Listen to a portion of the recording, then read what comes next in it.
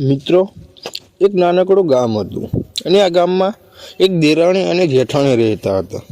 અને દેરાણીને શેર માટેની ખોટ હતી, એટલે જેઠાણી તેને મેણા મારતી હતી. અને એમના ગામથી થોડેક દૂર એક દેવી પૂજક ભાઈ રહે છે. એ દેવી પૂજક ભાઈ આખો દિવસ દાંતણ કાપે અને ઘરે ઘરે દાંતણો આપે, એટલે કોઈક ખાવાનું આપે.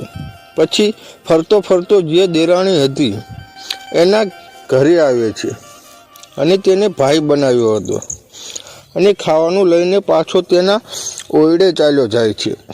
પણ કહેવાય છે ને કે કોઈના કરે એવું મારી માં મેલડી કરે, અને કદાચ મારી મેલડીને એ દિવસે કંઈક પરચો પૂરવો હોય છે, કંઈક મહિમા દેખાડવો હોય છે.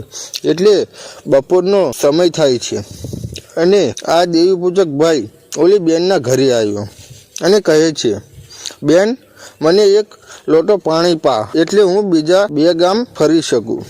એટલે બેન બોલે છે કે ભાઈ, તમે પાણી પીને ચાલ્યા જાઓ છો, પણ આજે તમને નહીં જવા દઉં.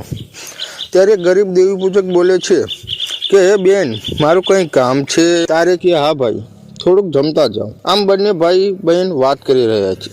ત્યાં તો ઓલી બેનની જેઠાણી આવે છે અને એટલું બોલી કે તું તો પેટની વાંજી છે, તો તમને ખાવાનું કઈ રીતે ભાવે?